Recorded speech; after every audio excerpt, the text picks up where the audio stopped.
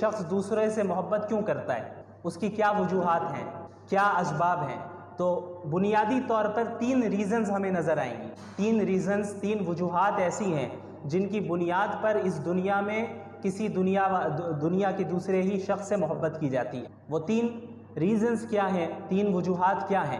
سب سے پہلی وجہ ہے کہ جس سے محبت کی جا رہی ہے اس سے ہم نے محبت اس کے احسان کی بنیاد پہ کیا، کہ کسی شخص نے کسی دوسرے پر احسان کیا ہوا ہے تو جس پر احسان کیا گیا اسے ایک عقیدت ہو گئی، ایک محبت اس شخص سے جس نے اس کے اوپر احسان کیا ہے۔ دوسری وجہ کیا ہوتی ہے کہ ہم کسی کے اخلاق سے اور اس کے کردار سے متاثر ہو کر اس سے محبت کرنے لگتے ہیں، اس کے کیریکٹر سے متاثر ہو کر ہم محبت کرنے لگتے ہیں، یہ دوسری وجہ ہوئی۔ اور تیسری وجہ کیا ہے کہ ہم سامنے والے کی خوبصورتی کو دیکھ کر اس سے محبت کرنے لگتے ہیں۔ یہ 3 بنیادی وجوہات ہیں کہ اس دنیا میں ان وجوہات میں سے کسی ایک وجہ سے یا زیادہ سے زیادہ 2 وجہ سے، بہت کم ایسے سچویشنز ہیں جہاں پر تینوں وجہ پائی جائے اور اس سے انسان محبت کرتا ہے۔ تو اب ہم ان تینوں چیزوں کو رسول اللہ صلی اللہ علیہ وسلم کی زندگی میں دیکھتے ہیں، اور جب ہم اللہ کے نبی صلی اللہ علیہ وسلم کی زندگی کا مطالعہ کرتے ہیں اور ان کی شخصیت کو دیکھتے ہیں اور جانتے ہیں تو ہمیں معلوم چلتا ہے کہ رسول اللہ صلی اللہ علیہ وسلم کی ذات میں یہ تینوں چیزیں بیک وقت موجود ہیں، ایٹ اے ٹائم یہ تینوں ریزنز موجود ہیں اور بدرجہ اتم موجود ہیں۔ مثال کے طور پر سب سے پہلی جو ریزن ہم نے بتائی وہ ہے احسان۔ کوئی کسی پر احسان کرے تو ہمیں اس سے محبت ہوتی ہے۔ اب آپ مجھے یہ بتائیں کہ ہم تو کوئی انسان اگر چھوٹا موٹا احسان بھی کرے تو اس سے متاثر ہو کر اس سے محبت کرنے لگتے ہیں، لیکن اللہ کے رسول صلی اللہ علیہ وسلم سے زیادہ بڑا احسان پوری انسانیت پر کس نے کیا؟ کسی نے نہیں۔ پوری انسانیت تاریکی میں، گمراہی میں مبتلا تھی، جہنم کے دہانے پر کھڑی تھی، لیکن اللہ کے رسول صلی اللہ علیہ وسلم کی بعثت ہوتی ہے اور آپ صلی اللہ علیہ وسلم کے ذریعے سے اللہ تعالیٰ نے پوری انسانیت کو راہ دکھائی۔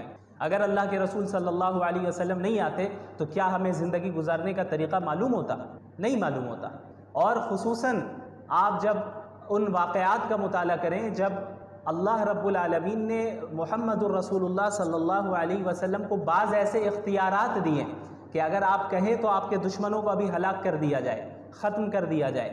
طائف کا واقعہ ہم سب جانتے ہیں کہ کس طریقے سے اللہ کے نبی صلی اللہ علیہ وسلم کو طائف میں لہو لہان کیا گیا، ان کے پیچھے اوباشوں کو لگایا گیا، ان پر پتھراؤ کیے گئے اور آپ صلی اللہ علیہ وسلم کے جسم سے خون بہتا رہا، یہاں تک کہ اللہ رب العالمین نے فرشتے کو بھیجا۔ صحیح روایت ہے، صحیح حدیث ہے جس سے معلوم چلتا ہے کہ اللہ نے یہ اختیار دیا محمد الرسول اللہ صلی اللہ علیہ وسلم کو کہ اگر آپ چاہیں تو طائف والوں کو ابھی ختم کر دیا جائے، ابھی ختم کر دیں۔ تو اللہ کے نبی صلی اللہ علیہ وسلم نے فرمایا کہ نہیں، مجھے امید ہے کہ ان کی نسل سے ایسے افراد آئیں گے جو اللہ ماننے والے ہوں، اللہ کو ماننے والے ہوں گے۔ مسلمانوں کا کیا حال ہے؟ مسلمانوں کے متعلق اللہ کے نبی صلی اللہ علیہ وسلم نے پوری امت کے لیے، یعنی قیامت تک جتنے مسلمان آنے والے ہیں، صرف صحابہ نہیں، صحابہ کے لیے بھی، میرے لیے بھی اور آپ کے لیے بھی اپنے راتوں میں دعائیں کیا کرتے تھے۔ حضرت عائشہ رضی اللہ عنہا کا واقعہ معروف ہے کہ ایک مرتبہ اللہ کے نبی صلی اللہ علیہ وسلم نے ان کے لیے دعا فرمائی کہ یا اللہ حضرت عائشہ کے اگلے پچھلے تمام گناہوں کو معاف فرما دیں۔ تو اس دعا سے اتنی زیادہ حضرت عائشہ خوش ہوئی کہ ہنستے ہنستے سر بھی جھکا دیا انہوں نے کہ اللہ کے نبی دعا فرما رہے ہیں میرے لیے، اور وہ بھی ایسی دعا کہ اگلے پچھلے تمام گناہوں کو معاف فرما دیں، کتنی بڑی بات ہے۔ تو اللہ کے نبی صلی اللہ علیہ وسلم نے فرمایا کہ عائشہ تمہیں اس دعا سے خوشی ہوئی؟ ظاہر ہے خوشی ہوئی۔ تو اللہ کے نبی صلی اللہ علیہ وسلم نے فرمایا کہ خدا کی قسم یہ وہ دعا ہے جو میں اپنی پوری امت کے لیے ہر وقت مانگتا ہوں، یعنی میرے لیے اور آپ کے لیے بھی اللہ کے نبی صلی اللہ علیہ وسلم یہ دعا مانگا کرتے۔ یہ دعا آپ صلی اللہ علیہ وسلم اللہ رب العالمین سے مانگا کرتے۔ ہم لوگوں پر کتنے احسانات اللہ رب العالمین نے اللہ کے نبی صلی اللہ علیہ وسلم کے ذریعے کروائے۔ اب آپ ایک جو اللہ کے نبی صلی اللہ علیہ وسلم نے کیا فرمایا، ایک صحیح روایت میں ہے کہ ہر نبی کو ایک دعا دی گئی، ایسی دعا جسے اللہ کبھی ریجیکٹ نہیں کرے گا۔ یعنی انبیاء کی دعا تو ایسی قابل قبول ہوتی ہے، لیکن اللہ رب العالمین اس بات کا پابند نہیں ہے کہ وہ نبی کی ہر دعا کو قبول کر لے۔ اللہ کرے گا، اپنے فضل سے کرے گا، اللہ تو کسی کا پابند نہیں ہے، لیکن اللہ رب العالمین نے ہر نبی کو ایک ایسی دعا دی ہے جس کے متعلق اللہ نے خود فرمایا کہ یہ ایک ایسی دعا ہوگی جسے میں ریجیکٹ نہیں کروں گا۔ تو انبیاء نے، پچھلے انبیاء نے ان دعاؤں کا استعمال کیا، حضرت نوح علیہ السلام نے بھی اور دیگر انبیاء نے بھی۔ حضرت نوح علیہ السلام 950 سال تک انہوں نے اپنی قوم میں دعوت کا کام کیا، لوگوں کو اسلام کی طرف بلایا، لیکن ماننے والے بہت تھوڑے رہے۔ ہر طرح سے کوشش کی، لیکن نہ ماننے والے جو تھے انہوں نے ہر طرح سے انہیں تکلیف پہنچائی۔ آخر کار حضرت نوح نے دعا کی کہ اللہ اب انہیں ہلاک کر دیں، اب انہیں ختم کر دیں، اور پھر اللہ رب العالمین نے انہیں ہلاک کیا، کیونکہ ایک ایسی دعا انبیاء کو ملی جو کبھی ریجیکٹ نہیں ہوتی۔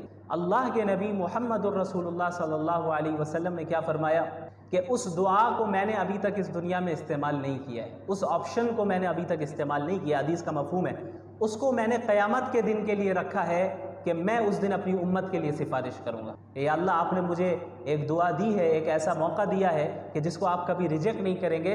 اس کو حالانکہ اللہ کے نبی صلی اللہ علیہ وسلم سے زیادہ کسی نبی کو تکلیف نہیں پہنچائی گئی، جتنے انبیاء آئے سب سے زیادہ تکلیف اگر کسی کو پہنچائی گئی ہے تو وہ محمد الرسول اللہ صلی اللہ علیہ وسلم، سب سے زیادہ تکلیف ہر اعتبار سے۔ تو اللہ کے نبی صلی اللہ علیہ وسلم چاہتے تو دنیا ہی میں اس کا استعمال کر لیتے۔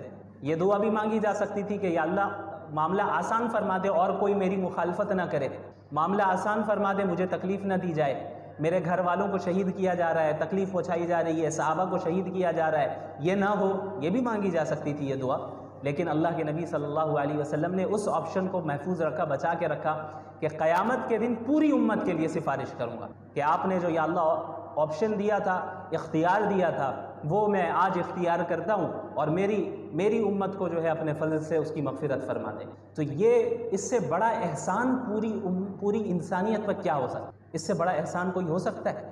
آپ صلی اللہ علیہ وسلم نے فرمایا کہ میری اور تمہاری مثال اس شخص کی طرح ہے جو ایک آگ جلائے اور آگ پر پروانے گر رہے ہو، جو کیڑے آتے ہیں، پروانے گرتے ہیں، روشنی کی طرف جاتے ہیں، آگ کی طرف، ان پروانوں کو تو نہیں معلوم کہ یہ آگ ہے، وہ قریب جائیں گے جل جائیں گے، وہ تو صرف روشنی دیکھ کے قریب جا رہے ہیں، اور وہ شخص ان پروانوں کو آگ سے دور کرتا رہتا ہے، زبردستی ہٹاتا ہے۔ اللہ کے نبی صلی اللہ علیہ وسلم نے فرمایا کہ میری اور تمہاری مثال بھی یہی ہے کہ تم جہنم میں کودے جا رہے ہو اور میں تمہاری کمر سے پکڑ کر تمہیں جہنم سے دور کر رہا ہوں، کہ تمہیں تو وہ روشنی نظر آ رہی ہے، تمہیں وہ جو دنیا کی چمک دمک ہے، جو زیب و زینت ہے، وہ تمہیں اٹریکٹ کر رہی ہے، تم اس کے قریب جا رہے ہو، لیکن اس کا نقصان کیا ہونے والا ہے تم ابھی نہیں جان رہے۔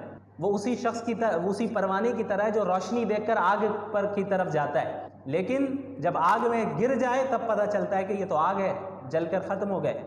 ایک بچہ اگر کہیں چھت میں ہو اور وہ کنارے کی طرف جائے تو ماں باپ فوراً اسے روکتے ہیں اسے۔ اس بچے کو اتنا، ابھی اگر 2-3 سال کا بچہ ہو تو اس کو اتنا کانشیس تو نہیں ہوتا ہے اس کے پاس کہ وہ ہر چیز کو سمجھ سکے، وہ کنارے پہ بھی جاتا ہے، ہو سکتا ہے کچھ ایسی حرکت کر لے کے گر جائے، لیکن ماں باپ کیا ہوتے ہیں، زبردستی کھینچ کر اسے کونے سے لائیں گے بیچ میں، اور اس کھینچنے میں ہو سکتا ہے وہ بچہ گرے بھی، اسے خراش بھی آ جائے، لیکن اس چھوٹی تکلیف کو برداشت کر لیا جاتا ہے، کس سے بچنے کے لیے؟ بڑی تکلیف سے بچنے کے لیے، جو اگر نیچے گر جاتا وہ بچہ تب تو موت ہو جاتی۔ اسی طرح اللہ کے رسول صلی اللہ علیہ وسلم پوری انسانیت کو، جہنم کے دہانے پہ جو انسانیت کھڑی ہے اور بس گرنے ہی والی ہے، اس کو، انسانوں کو کمر سے پکڑ کر دور کر رہے ہیں، انہیں بچا رہے ہیں کہ بھئی کہاں جا رہے ہو، کیا کر رہے ہو، کس چیز سے اٹریکٹ ہو رہے ہو، تم اپنا نقصان کیوں کر رہے ہو، یہ بڑا نقصان ہے۔ اسی لیے اب اسلامی احکامات بعض ایسے ہوتے ہیں جو ہو سکتا ہے ہمیں اپنی خواہش کو دبانا ہو اور اسلامی حکم کو فالو کرنا پڑے، کچھ تکلیف ہو ظاہری طور پہ، تو اس تکلیف کی وہی حیثیت ہے جو ماں باپ جب اس بچے کو کھینچ رہے ہیں تو کھینچتے وقت جو ہاتھ میں خراش آ جائے۔ تو اب آپ بتائیں، ہاتھ میں خراش آ گئی، تکلیف لگی، تو کیا ماں باپ ظالم ہو گئے؟ ظالم تو نہیں ہوئے، بلکہ محسن ہوئے۔ کیوں؟ کیونکہ آگے جو بڑی تکلیف تھی اس کے مقابلے میں یہ خراش آنا کوئی بڑی بات نہیں ہے، معمولی بات ہے۔ اسی طرح جہنم کی آگ میں جلنا اور اس میں جانا، یہ اتنی بڑی تکلیف ہے اور اتنی بڑی مصیبت ہے کہ اگر اس سے بچنے کے لیے دنیا میں چند تکلیفوں کو برداشت کرنا پڑ رہا ہے تو اس کی کوئی حیثیت نہیں ہے اس تکلیف کے سامنے۔ تو اللہ کے نبی صلی اللہ علیہ وسلم نے پوری زندگی انسانیت کو جہنم کی آگ سے بچانے میں صرف کیا، اور اس طرح آپ صلی اللہ علیہ وسلم مصروف رہے اور اتنے متفکر رہتے کہ قرآنی آیتیں نازل ہوئی کہ لَعَلَّكَ بَاخِعٌ نَفْسَكَ عَلَىٰ آثَارِهِمْ إِن لَّمْ يُؤْمِنُوا بِهَٰذَا الْحَدِيثِ أَسَفًا۔ آپ اتنے متفکر ہیں، اتنے پریشان ہیں کہ کیا اگر یہ ایمان نہیں لائیں گے تو آپ اپنے آپ کو فکر میں ہلاک کر دیں گے؟ یعنی آپ اتنے زیادہ فکر میں مبتلا رہتے، اتنے متفکر رہتے کہ کیسے لوگ اسلام قبول کریں، کیونکہ حق تو یہی ہے، اس کے بغیر اگر موت آ گئی تو پھر جہنم ہے، کوئی اور آپشن نہیں ہے ان کے پاس۔ تو اللہ کے نبی صلی اللہ علیہ وسلم اس فکر میں گھلتے رہتے ہیں کہ کس طریقے سے میں پیغام پہنچا دوں، کس طریقے سے لوگ اسلام میں داخل ہوں، اور اتنے زیادہ متفکر ہوئے کہ اللہ کو یہ آیت اللہ نے نازل فرمائی کہ آپ کیا اپنے آپ کو فکر میں مبتلا کر کر کے ہلاک کر دیں گے؟ آپ نے تبلیغ کر دی، آپ نے بات پہنچا دی، بس آپ متفکر نہ ہو، ایمان لانا نہیں لانا ان کا کام ہے، ان کو ان کے اعمال اور عقائد کی بنیاد پہ ان کے ساتھ فیصلہ کیا جائے گا۔ تو ایک ایسے نبی جنہوں نے پوری انسانیت کی، اپنے سے زیادہ اور اپنے گھر والوں سے زیادہ فکر کی، کیا اس سے بڑا احسان کوئی ہو سکتا ہے؟ تو اگر دنیا میں ہم کسی سے احسان کی بنیاد پر محبت کرتے ہیں تو رسول اللہ صلی اللہ علیہ وسلم کی ذات اس بات کی زیادہ مستحق ہے کہ ہم احسان کی بنیاد پہ ان سے محبت کریں۔ یہ ایک پہلی وجہ ہے۔ دوسری وجہ، کسی کے اخلاق سے متاثر ہو کر، کسی کے کیریکٹر سے متاثر ہو کر ہم اس سے محبت کرتے ہیں۔ اب آئیے اس چیز کو بھی اللہ کے نبی صلی اللہ علیہ وسلم کی زندگی میں دیکھ لیں۔ آپ صلی اللہ علیہ وسلم کے متعلق صحابہ نے کیا فرمایا کہ آپ صلی اللہ علیہ وسلم لوگوں میں سب سے بہترین اخلاق والے تھے، ان سے زیادہ بہتر اخلاق والا کوئی نہیں تھا۔ حضرت انس رضی اللہ عنہ تقریباً 9-10 سال تک جو ہے انہوں نے آپ صلی اللہ علیہ وسلم کی خدمت میں وہ رہے، آپ کی خدمت کی۔ وہ فرماتے ہیں کہ اس پوری مدت میں کبھی ایسا نہیں ہوا کہ آپ صلی اللہ علیہ وسلم نے مجھ سے اف تک کہا ہو۔ ہمارے یہاں کوئی کام کر رہا ہو، کوئی ہمارے گھر کا خادم ہو، تو ہمارا کیا سلوک رہتا ہے؟ اگر اس سے غلطی سے کوئی چیز گھر میں ٹوٹ جائے تو ہم تو قیامت کھڑی کر دیتے ہیں، سیلری کاٹ دیتے ہیں اور یہ کر لیتے ہیں، وہ کر لیتے ہیں، مختلف طریقے اختیار کرتے ہیں۔ آپ صلی اللہ علیہ وسلم کے متعلق حضرت انس فرما رہے ہیں کہ کسی چیز میں ڈانٹنا تو دور کی بات، اف تک نہیں کہا، اور یہ بھی نہیں کہا کہ فلاں کام میں نے کرنے کو کہا تھا تم نے کیوں نہیں کیا، یا فلاں کام تم نے کیوں کر دیا، میں نے تو اس سے منع کیا تھا، یہ بھی نہیں کہا۔ اس طرح آپ صلی اللہ علیہ وسلم کے اخلاق تھے۔ یہی اخلاق گھر والوں کے ساتھ بھی، ایسا نہیں کہ صرف باہر۔ عموماً ہمارے ساتھ کیا ہوتا ہے کہ ہم باہر کے لوگوں کے ساتھ اچھے سے سلوک کرتے ہیں، گھر میں جو ہے ہمارے معاملات اچھے نہیں رہتے۔ اللہ کے نبی صلی اللہ علیہ وسلم نے کیا فرمایا؟ خیرکم خیرکم لأہلہ وانا خیرکم لأہلی۔ تم میں سب سے بہترین شخص وہ ہے جو اپنے گھر والوں کے ساتھ اچھا سلوک کرے، اپنی گھر والی کے ساتھ اچھا سلوک کرے، اور تم میں سب سے زیادہ اپنی گھر والی کے ساتھ اچھا سلوک کرنے والا میں ہوں۔ یعنی میری اتباع کرو اس چیز میں بھی کہ اپنے گھر والوں کے ساتھ بھی حسن سلوک، ان کے ساتھ بھی بد اخلاقی کے ساتھ پیش نہیں آنا۔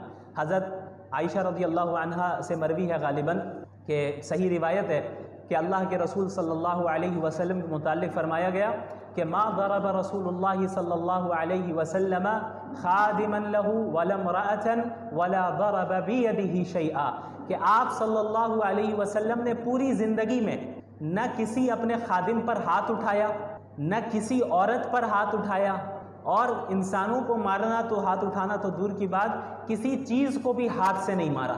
اب ہمارے یہاں کیا ہوتا ہے، ہمیں غصہ آ جائے تو ہم کیا کرتے ہیں کہ چیزوں کو اٹھا پٹک کرنا شروع کر دیتے ہیں۔ اللہ کے رسول صلی اللہ علیہ وسلم کے متعلق فرمایا جا رہا ہے کہ کسی عورت کو مارنا، کسی انسان کو مارنا یہ تو ہوا ہی نہیں، اور یہ تو دور کی بات، آپ نے کسی چیز کو بھی ہاتھ سے بھی دھکا نہیں دیا کہ دھکا دے کر یا کسی چیز کو مارا ہو، ہاتھ سے ایسا نہیں کیا۔ یہ آپ صلی اللہ علیہ وسلم کے اخلاق تھے۔ اور آپ صلی اللہ علیہ وسلم کا جو کردار اور مختلف جو انسان کے کردار کے اندر جو خصوصیات ہوتی ہیں، شجاعت ہے اور دوسری چیزیں ہیں، سخاوت ہے، یہ ساری چیزیں آپ صلی اللہ علیہ وسلم کی تھیں۔ آپ صلی اللہ علیہ وسلم سے زیادہ سخی بھی کوئی نہیں تھا، جو ہوتا اس کو بھی صدقہ کرتے، اور آپ صلی اللہ علیہ وسلم سے زیادہ بہادر بھی کوئی نہیں تھا۔ حضرت علی رضی اللہ عنہ فرماتے ہیں کہ دوران جنگ بھی جب کبھی صورتحال ایسی ہو جاتی کہ بہت شدید جنگ شروع ہو گئی ہے، زبردست، دونوں طرف سے ایک دم زبردست جنگ شروع ہو گئی اور حالات بہت سنگین ہو گئے، تو حضرت علی فرماتے ہیں رضی اللہ عنہ کہ ہم اللہ کے نبی صلی اللہ علیہ وسلم کی آڑ میں رہا کرتے ہیں، یعنی آپ سب سے آگے رہتے، صحابہ آپ صلی اللہ علیہ وسلم کے پیچھے رہتے اور بچاؤ کرتے۔ تو یہ آپ صلی اللہ علیہ وسلم کی بہادری بھی ہے، جو لیڈرشپ کی جو خصوصیات ہے، لیڈر ہونے کی، اور کیریکٹر کی جو دیگر خصوصیات ہے۔ ایک انسان کا ہم جو کہتے ہیں کہ کیریکٹر یہ بہت ہی درست ہے، بہت اچھا ہے، اس کے اخلاق بہت اچھے ہیں، وہ ساری چیزیں بیک وقت بدرجہ کمال آپ صلی اللہ علیہ وسلم کے اندر موجود۔ تو اگر ہم کسی سے اس دنیا میں اچھے کیریکٹر اور اچھے اخلاق کی بنیاد پر محبت کرتے ہیں تو عقل کا یہ تقاضا ہے کہ اللہ کے نبی صلی اللہ علیہ وسلم کی ذات اس بات کی زیادہ مستحق ہے کہ اچھے اخلاق اور اچھے کیریکٹر کی بنیاد پر ان سے محبت کی جائے۔ تیسری چیز کیا ہے؟ خوبصورتی۔ کسی کی خوبصورتی کو دیکھ کر ہم متاثر ہو گئے، کسی کی کوئی زیادہ خوبصورت ہے تو ہم اس سے محبت کرنے لگ گئے۔ دنیا میں ایسا ہوتا ہے۔ تو اب اس چیز کو اللہ کے نبی صلی اللہ علیہ وسلم کی زندگی میں اگر ہم دیکھیں اور آپ صلی اللہ علیہ وسلم کی ذات کو دیکھیں تو ہمیں پتہ چلتا ہے کہ آپ صلی اللہ علیہ وسلم سے زیادہ خوبصورت بھی کوئی نہیں تھا۔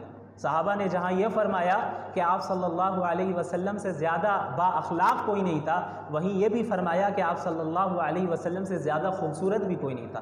ایک مرتبہ رات کی وقت اللہ کے نبی صلی اللہ علیہ وسلم رات کے وقت باہر تشریف لاتے ہیں تو ایک صحابی فرماتے ہیں کہ میں آپ کو دیکھ رہا ہوں اور چاند کو دیکھ رہا ہوں، آپ کو دیکھ رہا ہوں اور چاند کو دیکھ رہا ہوں کہ کون زیادہ خوبصورت ہے۔ تو اس سے آپ اندازہ لگائیں کہ اللہ کے نبی صلی اللہ علیہ وسلم کتنے زیادہ خوبصورت ہیں۔ اور بعض اسلامی شعراء نے یہ اشعار بھی گئے کہ وَأَحْسَنَ مِنْكَ لَمْ تَرَ قَطُّ عَيْنِي وَأَجْمَلَ مِنْكَ لَمْ تَلِدِ النِّسَاءُ خُلِقْتَ مُبَرَّأً مِنْ كُلِّ عَيْبٍ كَأَنَّكَ قَدْ خُلِقْتَ كَمَا تَشَاءُ، کہ آپ سے زیادہ خوبصورت میری آنکھوں نے کسی اور کو دیکھا ہی نہیں۔ وَأَحْسَنَ مِنْكَ لَمْ تَلِدِ النِّسَاءُ، اور آپ سے زیادہ خوبصورت کسی عورت نے آج تک جنا نہیں۔ اس طرح شخص اتنا خوبصورت کوئی پیدا ہوا ہے۔ وَأَجْمَلَ مِنْكَ لَمْ تَلِدِ النِّسَاءُ خُلِقْتَ مُبَرَّأً مِنْ كُلِّ عَيْبٍ، آپ اس طرح پیدا کیے گئے ہیں، اس طرح آپ کو اللہ نے بنایا ہے کہ گویا کوئی آپ کے اندر کوئی عیب ہے ہی نہیں، آپ بغیر کسی عیب کے پیدا کیے گئے۔ كَأَنَّكَ قَدْ خُلِقْتَ كَمَا تَشَاءُ، گویا کہ ایسا محسوس ہوتا ہے کہ گویا آپ کو اس طرح بنایا گیا ہے جس طرح آپ خود چاہتے ہیں۔ یعنی اگر ایک انسان کو خود اختیار مل جائے کہ بھئی تمہارا جسم اور تمہاری خوبصورتی ویسی رہے گی جیسا تم چاہتے ہو، تو ایک انسان کیا کرے گا؟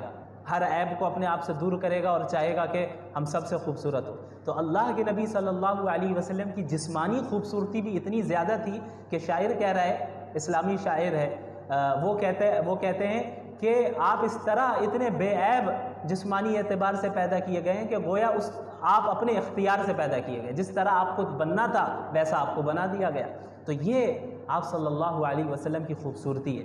تو اگر دنیا میں خوبصورتی کی بنیاد پہ محبت کی جاتی ہے تو عقل کا تقاضا یہ ہے کہ رسول اللہ صلی اللہ علیہ وسلم سے خوبصورتی کی بنیاد پہ زیادہ محبت کی۔ تو رسول اللہ صلی اللہ علیہ وسلم کی جو محبت ہے یہ محض جذباتی بنیاد پہ نہیں ہے، ہماری محبت رسول اللہ صلی اللہ علیہ وسلم سے ریشنل بنیادوں پر بھی ہے۔ اللہ رب العالمین نے دو شخص کا ذکر فرمایا ہے، اور یہ دو شخص ایسے ہیں جو ایک دوسرے کے دوست تھے، لیکن دو میں سے ایک شخص ایمان والا تھا اور دوسرا شخص کفر میں مبتلا تھا۔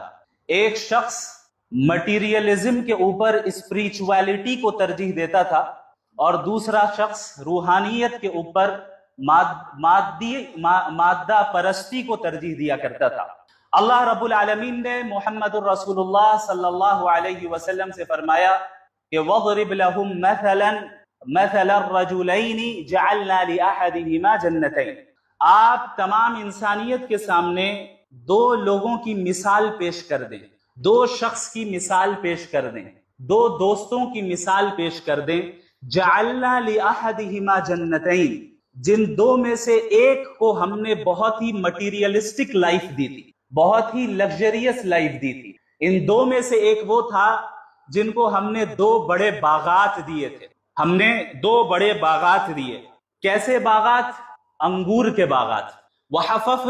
وَحَفَفْنَاهُمَا بِنَخْلٍ، پھر ان انگور کے باغات کے ارد گرد ہم نے اسے کھجور کے درخت بھی دیے، اور اس کے بعد وَجَعَلْنَا بَيْنَهُمَا زَرْعًا، اور ان باغات اور ان درختوں کے درمیان ہم نے انہیں کھیتی بھی دی۔ اب آگے اللہ رب العالمین فرماتے ہیں کِلْتَا الْجَنَّتَيْنِ آتَتْ أُكُلَهَا، یہ جو دو باغات ہم نے اس شخص کو دیے، دو میں سے ایک کو، یہ باغات ایسے تھے جو بالکل پھلدار تھے، جو نفع پہنچانے